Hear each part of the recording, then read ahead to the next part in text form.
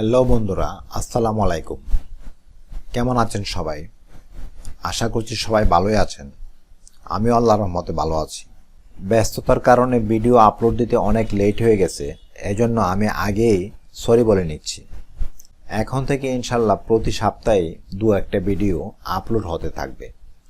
Video শুরু করার আগে আপনাদের কাছে ছোট্ট একটা রিকোয়েস্ট, আপনি যদি আমার চ্যানেলে নতুন হয়ে থাকেন এবং এখনও যদি সাবস্ক্রাইব না করে থাকেন তাহলে প্লিজ আমার চ্যানেলটিকে সাবস্ক্রাইব করে নেবেন এবং পাশে থাকা বেল আইকনটিকে অন করে দিবেন, যেন পরবর্তীতে চ্যানেলের নতুন ভিডিও আপলোড হওয়ার সঙ্গে সঙ্গেই নোটিফিকেশন পেয়ে যান। ভাই, আমি কিন্তু আপনাদেরকে সিএনসি ডিজাইনের এই জেডি প্রিন্টের কাজ শিখাবো বেসিক টু অ্যাডভান্স লেভেল পর্যন্ত, একদম সব কিছু সহজ ভাষায়, যেন আপনারা খুব সহজে বুঝতে পারেন। ঠিক সেভাবে আপনাদেরকে শেখাবো। আমার কোর্সটা যদি আপনি কমপ্লিট করেন এবং ভিডিওগুলো নিয়মিত দেখেন তাহলে আপনার আর কোনো ভিডিও দেখা লাগবে না। ইউটিউবে এই ভিডিও সেই ভিডিও অনেক ভিডিও তো দেখলেন, কোনো ইউটিউবার কিন্তু কমপ্লিট গাইডলাইন দেয় নাই। অনেক সিক্রেট আছে যেগুলো তারা হাইড করে রাখে। আমি যে কোর্সটা আপনাদেরকে ইউটিউবে ফ্রিতে দিচ্ছি এটি কিন্তু একটি প্রিমিয়াম কোয়ালিটির পেইড কোর্সের মতো, এবং পেইড কোর্সেও আপনাদেরকে এত ভালোভাবে এত সহজে কেউ শেখাবে না। আমি আপনাদের কাছ থেকে কোনো টাকা পয়সা চাই না, শুধু চাই ভিডিওতে লাইক করেন এবং ভালো ভালো কমেন্টস করেন, জাস্ট এতটুকুই, আর কিছু না। যাই হোক, অনেক কথা বলে ফেললাম। জেডি প্রিন্ট টিউটোরিয়ালে আজকে আমার সেকেন্ড ক্লাস। গত ভিডিওতে আমরা দেখেছিলাম জেডি প্রিন্টের সফটওয়্যারটা কীভাবে প্রপারলি ইনস্টল করতে হয়। সফটওয়্যারটি ওপেন করার পর সফটওয়্যারটির ইন্টারফেসটা ঠিক এরকম। এখানে উপরে কিছু টুলস দেখতে পাচ্ছেন এবং বাম পাশেও বেশ কিছু টুলস দেখতে পাচ্ছেন। এগুলোকে বলা হয় ভেক্টর টুলস। ভেক্টর মানে কি? আমরা এখানে যা কিছু ডিজাইন করি, যা কিছু আঁকি, এই সবগুলি হচ্ছে ভেক্টর। যেমন ধরুন, আমি এটা এরকম করলাম, একটা সার্কেল নিলাম,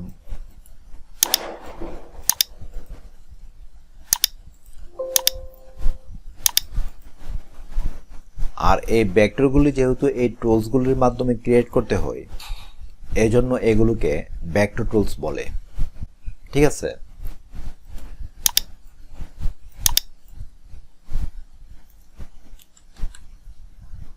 ওকে, জেডি প্রিন্ট সফটওয়্যারটি ওপেন করার পর সর্বপ্রথম যে কাজটা করতে হবে সেটি হলো, এখানে কিছু অপশন দেখেন যে সিলেক্ট করা আছে আর কিছু অপশন আনসিলেক্ট অবস্থায় আছে। এখানে যে অপশনগুলি আছে এগুলি কিছু করতে হবে না। বিশেষ করে এই তিনটা অপশন, 1, 2, 3, এই তিনটা অপশন আপনি যতবার এই সফটওয়্যারটি ওপেন করবেন এই তিনটা অপশন আনসিলেক্ট অবস্থায় থাকবে। এই তিনটা অপশনকে আপনি অবশ্যই সিলেক্ট করে নেবেন। সিলেক্ট করা খুবই সহজ, মাউস দিয়ে জাস্ট ক্লিক করবেন, সিলেক্ট হয়ে গেল। এই অপশনগুলো সিলেক্ট না করলে কাজ করার সময় অনেক প্রবলেম হয়। আপনারা যখন কাজ করবেন, যখন মাঝে মধ্যে ভুলে যাবেন এগুলি সিলেক্ট করতে, তখন বুঝতে পারবেন যে কীরকম প্রবলেম হয়। একটা জিনিস দেখেন, সফটওয়্যার ওপেন করার পর এরকম একটা রেক্ট্যাঙ্গেলের মতো একটা ঘরের মতো আছে। অনেকে প্রশ্ন করতে পারেন যে ভাই এটা কি, এটা দিয়ে কি করা হয়? এটা দিয়ে মূলত কিছুই করা হয় না। এটি এই সফটওয়্যারে ডিফল্টভাবে দেওয়া আছে, এটা থাকবে সব সময়। তো আমরা যখন কোনো ডিজাইন করব, আমরা এটার উপরে করব না। আমরা বাম পাশে করতে পারি, ডান পাশে করতে পারি, উপরে করতে পারি, নিচে করতে পারি, মানে এটার আশেপাশে করব, এটার উপরে করব না। করলে কোনো প্রবলেম নাই, কিন্তু হয় কি অনেক সময় ডিজাইন করার সময় এটাকে আমরা মনে করি যে এটাও একটা ভেক্টর, তখন কাজ করতে অনেক সময় প্রবলেম হয়ে যায়। তাই এটার উপরে ডিজাইন করব না, আমরা আশেপাশে ডিজাইন করব। ঠিক আছে? ওকে, উপরে প্রথমে যে টুলসটি আছে এটার উপরে মাউসের কার্সর রাখলে এটার নাম শো করবে। লেখা আছে পয়েন্ট, এটা হচ্ছে পয়েন্ট, এরকম পয়েন্ট। অনেক সময় আমরা কাজ করার সময়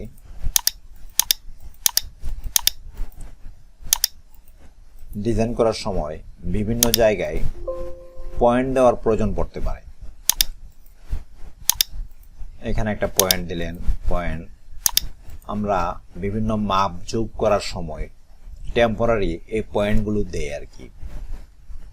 তারপর কাজ শেষ হয়ে গেলে এই পয়েন্টগুলি আমরা আবার ডিলিট করে ফেলি। কাজ শেষ হওয়ার পর এই পয়েন্টগুলোকে অবশ্যই ডিলিট করতে হবে, তা না হলে মেশিনে যখন এই ডিজাইনটা কাটবে তখন কিন্তু এই পয়েন্টের জায়গায় একদম ছিদ্র হয়ে যাবে। ঠিক আছে, এই টুলসটা আসলে খুব বেশি একটা ইউজ করা হয় না। যেগুলি খুব বেশি ইউজ করা হয় সেগুলো আমি আপনাদেরকে বলে দিব। সেকেন্ড যে টুলটি আছে, এটির উপরে মাউসের কার্সর রাখলে দেখতে পাচ্ছেন এটির নাম হচ্ছে ইন পয়েন্ট। এই যে ইন পয়েন্ট, এটিকে অ্যাক্টিভ করার জন্য জাস্ট একটা ক্লিক করব। প্রত্যেকটা টুলস আপনি যখন অ্যাক্টিভ করতে চান, মাউস থেকে একটা লেফট ক্লিক করলেই এটা অ্যাক্টিভ হয়ে যায়। ঠিক আছে, তো এটা হচ্ছে ইন পয়েন্ট। এটা এরকম লাইন করার জন্য, ব্যবহার করা হয়।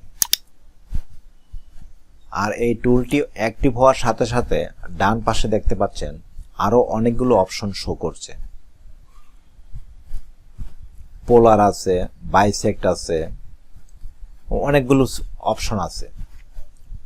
আপনি চাইলে এই প্রত্যেকটা অপশন একে একে সিলেক্ট করে আপনি দেখে নিতে পারেন যে কোনটা কিভাবে কাজ করে। ঠিক আছে, আমরা এগুলো সবকিছু ডিলিট করে দিচ্ছি।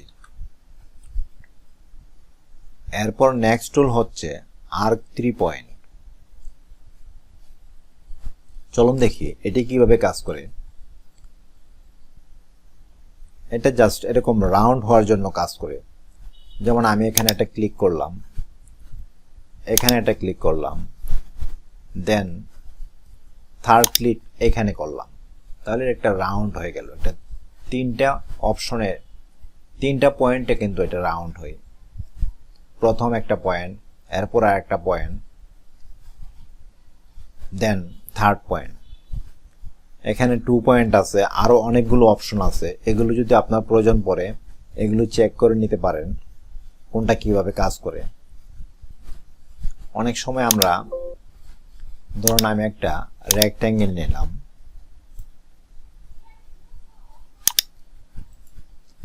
এখন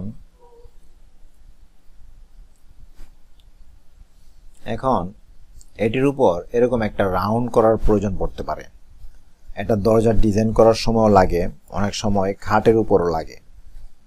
এখানে রাউন্ড করতে হলে বিভিন্নভাবে করা যায়। তো এই আর্ক 3 পয়েন্টটা হচ্ছে একদম সহজ আর কি। এটিকে অ্যাক্টিভ করে এই জায়গায় একটা ক্লিক করলেন, দেন এই রাউন্ডটা কতটুকু উঁচুতে করতে চান ঠিক ওই জায়গায় একটা ক্লিক করতে হবে, দেন থার্ড ক্লিকটা একদম এই জায়গায়। এই হচ্ছে এটির কাজ। আমরা আবারও সবকিছু ডিলিট করে দিচ্ছি। নেক্সট টুল এসপি লাইন। এই টুলটি কিন্তু ডিজাইন করার সময় অনেক বেশি ইউজ হয়। এটিকে অ্যাক্টিভ করার সাথে সাথে ডান পাশে এদিকে আরো 3টা অপশন অন হয়ে গেছে। সচরাচর এই কনভার্ট টু বেজার এটি বেশি ইউজ করা হয়। এরপর এগুলি কিভাবে কাজ করে আপনারা চাইলে দেখতে পারেন। এটা অ্যাক্টিভ করার পর এরকম আপনি যেদিকে খুশি সেদিকে আঁকা বাঁকা করে ডিজাইন করতে পারবেন। দেন নেক্সট টুল পলিলাইন। এটি হচ্ছে মোস্ট ইম্পর্টেন্ট। আমরা কোনো ডিজাইন করার ক্ষেত্রে 99% এই পলিলাইন ইউজ করি। আমি যদি এটিকে একটা ক্লিক করে অ্যাক্টিভ করি, ডান পাশে দেখেন আরও অনেকগুলো অপশন চলে এসেছে। এই সবগুলোর কাজ যদি আমি এখন দেখাইতে যাই তাহলে কিন্তু ভিডিওটা অনেক লম্বা হয়ে যাবে। এখানে সবচেয়ে বেশি ইউজ করা হয় এই এসপি লাইন। পলিলাইন অ্যাক্টিভ করার পর এই এসপি লাইনে ক্লিক করবেন, দেন ডিজাইন করতে পারবেন আপনার যেদিকে খুশি সেদিকে। ঠিক আছে, তো আপনি এরকম ডিজাইন করার সময় অনেক সময় হয় কি, এখন কিন্তু একটা রেডিয়াস ভাবে হচ্ছে, ডিজাইনটা একদম এরকম বাঁকা হয়ে হচ্ছে। অনেক সময় এরকম এটার মতো এরকম কর্নারের প্রয়োজন পড়ে। তো যখন কর্নারের প্রয়োজন পড়বে তখন আপনি লেফট ক্লিক না করে রাইট ক্লিক করবেন।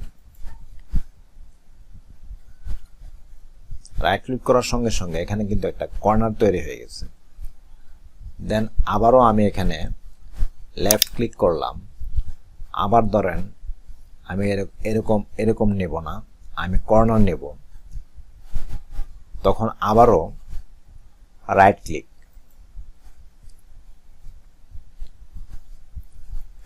ঠিক আছে, আবার যদি আমি লেফট ক্লিক করি, আবারও লেফট, এখন কিন্তু এটা রেডিয়াস হয়ে গেছে, একদম রাউন্ড হয়ে গেছে। আর এরকম কর্নার নেওয়ার প্রয়োজন পড়লে রাইট ক্লিক করবেন। ঠিক আছে, এবার আমি রাইট ক্লিক করে এটিকে শেষ করছি, ডিলিট করে দিলাম। এরপর যে টুলটি আছে সার্কেল, সবাই চেনে বাড়ি। কোনো সার্কেলের প্রয়োজন পড়লে আমরা এটিকে নেই। আচ্ছা, একটা জিনিস দেখেন, আমি এই সার্কেলটি নিলাম। এই সার্কেলটির সাইজ কত সেটি কিভাবে দেখবেন? আপনার মাউসে যে হুইল বা চাকা আছে এটিকে যদি আপনি এরকম ঘোরান তাহলে কিন্তু জুম হয়। আর জুম করার সময় আপনি যে জায়গাটা জুম করতে চাইতেছেন ঠিক ওই জায়গায় মাউসের কার্সর রেখে তারপর জুম করবেন। আমি যদি এই সার্কেলটাকে বড় করে দেখতে চাই আর আমি যদি এখানে কার্সর রেখে জুম করি তাহলে কিন্তু এটা হারিয়ে যাবে। ঠিক আছে, এই জায়গায় আমি যেহেতু এটাকে দেখতে চাই বড় করে, তো তাই এই জায়গায় মাউসের কার্সর রেখে তারপর আমি যদি মাউসের হুইলটিকে এরকম ঘোরাই তাহলে জুম হতে থাকবে। ঠিক আছে, এখানে রেখে আমি যদি মাউসের হুইলটিকে ঘোরাই তাহলে এটা জুম ইন জুম আউট হবে। যাই হোক, আমি যেটি বলছিলাম যে এই সার্কেলটির সাইজ কত, এই আইকনটা দেখতে পাচ্ছেন, এটার নাম হচ্ছে স্কেল। প্রথমে আপনি যে ভেক্টরটির সাইজ দেখবেন সেই ভেক্টরটিকে আগে সিলেক্ট করে নেবেন। আমি একটি সিলেক্ট করলাম, সিলেক্ট করার পর এটার সাইজ দেখব, এই সার্কেলটা সাইজ কি। এই জায়গায় একটা ক্লিক করব। ক্লিক করলে এখানে কি লেখা আছে, এই পাশে কি লেখা আছে, এগুলি কোনো কিছু দেখার দরকার নাই। আপনার কাজ শুধু এই দুইটা। এটা হচ্ছে সাইজ, এই 273 তার চেয়ে সামথিং বেশি আছে। আপনি যদি এটিকে আপনার ইচ্ছা মতো কাস্টমাইজ করতে চান, সাইজ নিতে চান, যেমন আপনি যদি চান 200 বাই 200 mm, তাহলে এখানে এটাকে মার্ক করে কিবোর্ড থেকে 200, আবার এটিকে মার্ক করে 200। এই পাশে কিন্তু দেখতে পাচ্ছেন mm। এই সিএনসি ডিজাইনের যত কাজ আছে সব কিছু mm এর দিয়ে হয়, মানে মিলিমিটার। কোনো ইঞ্চি, ফুট, সেন্টিমিটার এগুলো কোনো কাজে লাগবে না, মিলিমিটারে কাজ হয়। আমি সার্কেলটিকে 200 বাই 200 মিলিমিটার দিয়ে ওকেতে ক্লিক করছি। এখন এটি 200 বাই 200 মিলিমিটার হয়ে গেছে সার্কেলটা। যাক, আমরা এই টুলগুলি নিয়ে পরে আলোচনা করব।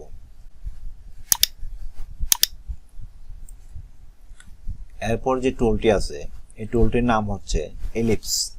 আমি যদি এটিকে ক্লিক করে অ্যাক্টিভ করি তারপর এখানে একটা ক্লিক করে নিচের দিকে নিয়ে এরকম করি, তাহলে এরকম একটা শেপ চলে আসবে।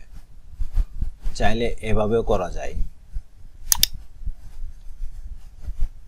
ডিজাইনের ক্ষেত্রে আমাদের অনেক সময় এরকম শেপ নেওয়ার প্রয়োজন পড়ে, যেমন ড্রেসিং টেবিলের ডিজাইন করার সময় এই শেপটা নেওয়ার প্রয়োজন পড়ে।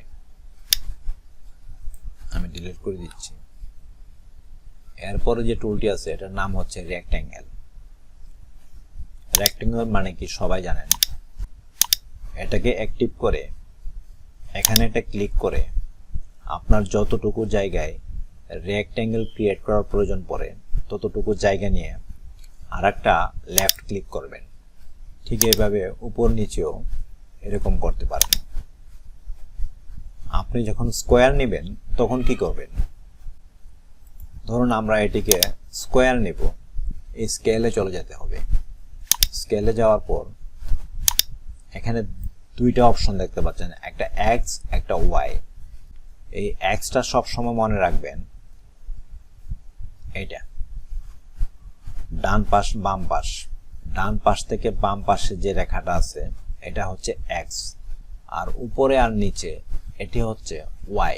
এক্সাম্পল, আমরা ওয়াই যদি 600 নেই, এটা যদি আমরা স্কোয়ার করতে চাই তাহলে এক্স এর এখানেও 600 লিখতে হবে। 600/600 ওকে ক্লিক করলে একটা স্কোয়ার হয়ে গেছে 600/600। এগুলোকে আমরা কেটে দিব। এরপরে যে টুলটা আছে এটা হচ্ছে স্টার। এটিতে ক্লিক করে আমি যদি এখানে একটা ক্লিক করে এরকম নিচের দিকে টান দিই, তারপর আরেকটা ক্লিক করলে এটা শেষ।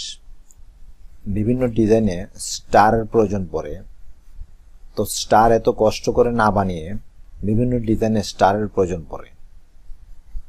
স্টার এত কষ্ট করে না বানিয়ে এটি দিয়ে খুব সহজে স্টার বানানো যায়। এরপর ডান পাশে এখানে তিনটা অপশন দেখতে পাচ্ছেন।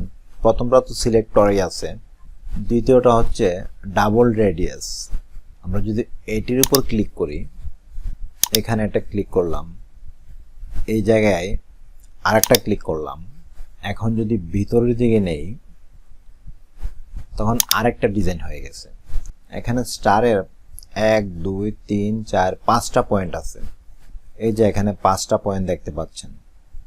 আপনি যদি চান যে না 5টা না 8টা পয়েন্ট হবে বা 10টা পয়েন্ট হবে, ধরে নিলাম আমি 8টা পয়েন্ট, এই যে এই জায়গায় 8 লিখবেন। 8 লেখার পরে এন্টার করবেন। প্রথমবার একটা ক্লিক করলাম, তারপরে দ্বিতীয় ক্লিক, তারপরে যদি ভিতরের দিকে নেই আরেকটা ক্লিক করলাম। দেখছেন এখন 8টা কর্নার হয়ে গেছে। নিচে আরেকটি অপশন দেখতে পাচ্ছেন। আমি যদি এটিকে সিলেক্ট করি, এই যে ক্লিক করলাম, তারপর দ্বিতীয় ক্লিক করলাম, এবার যদি আমি ভেতরের দিকে যাই, দেখেন একটা ফ্লাওয়ারের মতো হয়ে গেছে। এবার এগুলোকেও ডিলিট করে দিচ্ছি। নেক্সট টুল, এটির নাম হচ্ছে ইনস্ক্রাইব পলিগন। এটা এরকম শেপ। আপনার কোনো ডিজাইনে যদি এই ধরনের শেপের প্রয়োজন পড়ে তখন এটি আপনি ইউজ করতে পারেন। বন্ধুরা, ভিডিওটি অনেক বেশি লম্বা হয়ে যাচ্ছে, তাই আজকে এই পর্যন্তই রাখলাম। পরবর্তী ভিডিওতে আমরা বাকি টুলগুলির ব্যবহার দেখব, যেগুলো না শিখলেই নয়। সবাই ভালো থাকবেন। আজ এই পর্যন্তই।